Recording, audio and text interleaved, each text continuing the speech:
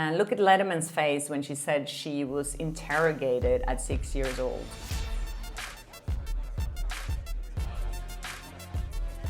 Hi and welcome to Blossom Talk. I'm Kjersti Flaa, and here on my channel I talk about my good and bad experiences in Hollywood and working as an entertainment reporter. Alright, so it seems again that we were all wrong about Blake Lively. She said apparently last week that she regretted that she started this whole feud against Justin Baldoni. But apparently, according to People, she has no regrets.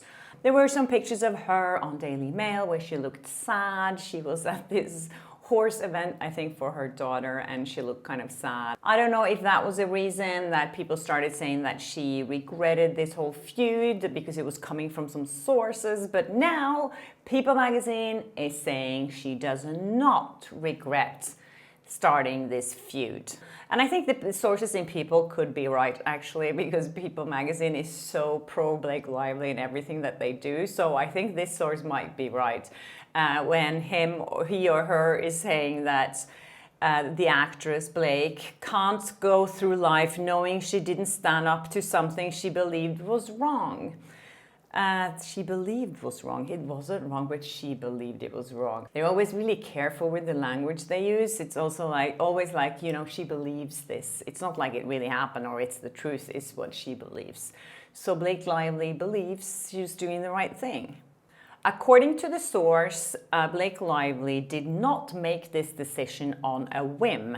It was months in the making. Okay, so that also explains why she was working with the New York Times for months before they actually published that article that they pretended that they spent really no time working on. That we now know that they did actually start working on that article already in October, I think. If we are to trust the metadata that some amazing internet sleuth found and saw that that article was actually, they started working on it back in October. So yes, here she's saying that it was months in the making. And then the source continues to say, she, meaning Blake, knew there would be backlash and she prepared herself for how mentally and emotionally difficult it could be. So this makes absolutely no sense to me because the reason why Blake Lively filed this lawsuit was to clean up her own reputation. Now she's kind of saying that, oh, she's doing it for all the other victims out there because that's so important to her. Like, it was so important when she was promoting It Ends With Us as well, where she was thinking so much of the victims and not her own alcohol brand or her hair care line.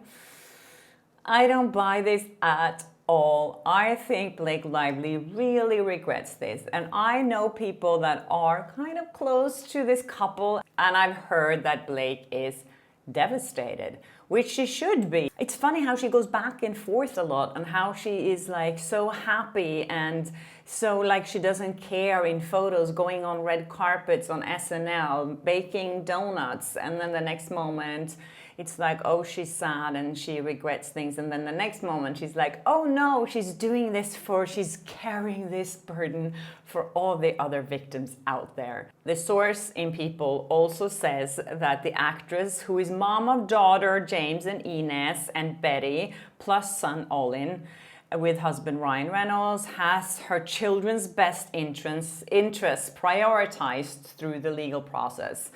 I mean, if you're a mom and you don't have your kid's best interest, there is something really wrong with you and you shouldn't be a mom. So I really hope that she's having her kid's best interest, but I think she has misunderstood what their best interest is. I think their best interest is if she actually just settles this and moves on, because I don't know, her oldest daughter is 10 years old. You understand things when you're 10 and you hear things about your parents, and I don't know if they're homeschooled, they probably are because all celebrities homeschool their kids.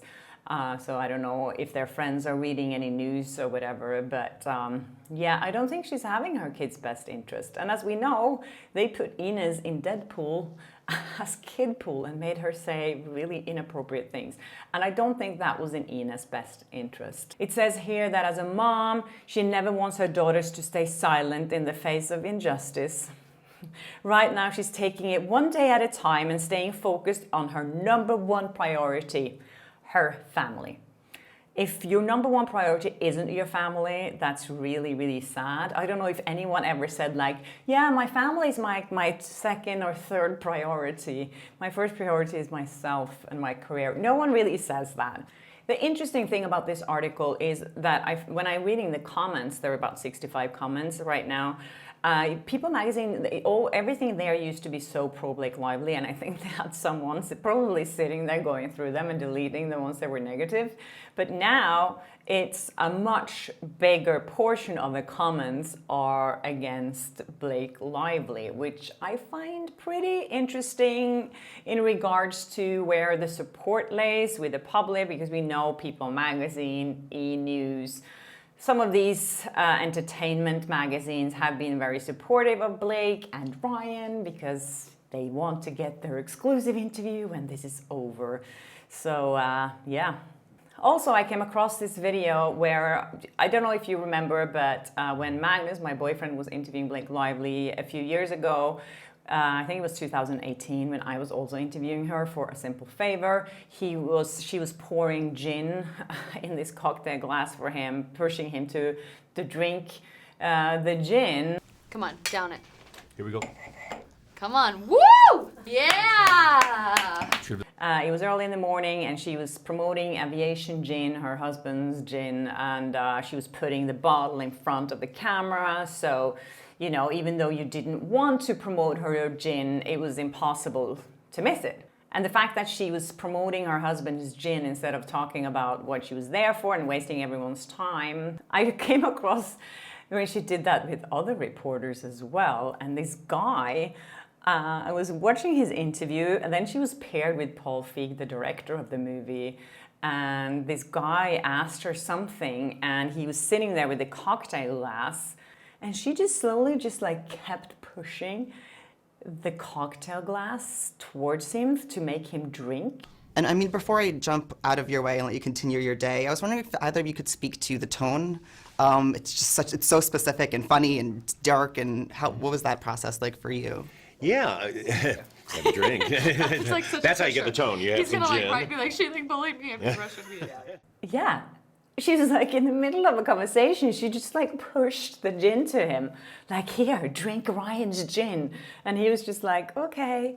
Then I saw this other woman that I actually know this reporter, her name is Christine. And she was just like, okay, I have to drink this as well. And then Blake Lively is just like, well, mine is already gone. She doesn't even say that she's not drinking herself, as we now know that she is not a drinker herself. She just wants everyone around her to drink alcohol. Okay, cheers. Cheers. Mine's already gone. Go. Woo! It's okay, she's so drunk, you guys. I'm like, take her this out. So many times. We're gonna have people like carrying you out of here. I'm sure she did this with most reporters that day. I was there the same day. It didn't happen to me, but as you can see now, this was kind of the thing of that day, that she just used this promotion for the movie to promote Ryan's Aviation Gin. Okay, there's another story here. This really made me laugh so hard. So Marie Claire is doing a story on Blake Lively's style. As I spoke about earlier in this episode and in my episode on Friday, Blake Lively was seen where she was looked really sad. That was the headline in the Daily Mail, at least. They took these photos of her when she was at the horse show watching her daughter a horseback ride and whatever. And then Marie Claire wants us to tell us how we can get this style. It says in this article, the actor is notorious fan of themed dressing. Remember when she cosplayed a flower garden for most of her It Ends With Us press tour? Yes, we do remember that, Marie Claire. Naturally, she put on her Yeehaw best for the April 6th event. Lively was outfitted in shades of cool tone blue, abandoning her beloved floral prints in favor of a checked plaid shirt jacket. Her playful outwear acted as a focal point for her look, layered with an oversized turtleneck sweater in a matching hue and a pair of straight-leg jeans underneath. Ever the fan of early 2000 denim trends, Lively selected a light wash pair which came cuffed at the ankles, a millennial-style icon at work.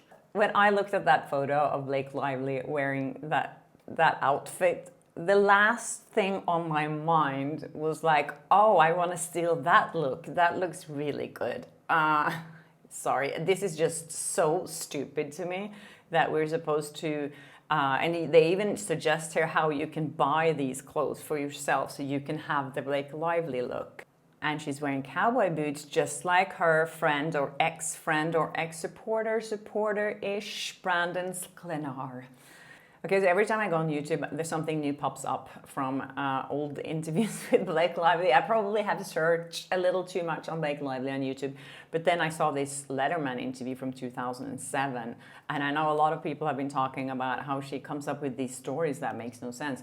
And this one particularly was so ridiculous to me. She claims in this David Letterman interview that her and her brother tried to sneak into Disneyland and got caught and ended up in Disney prison. And she says that this happened when she was 6 years old and her brother was 12.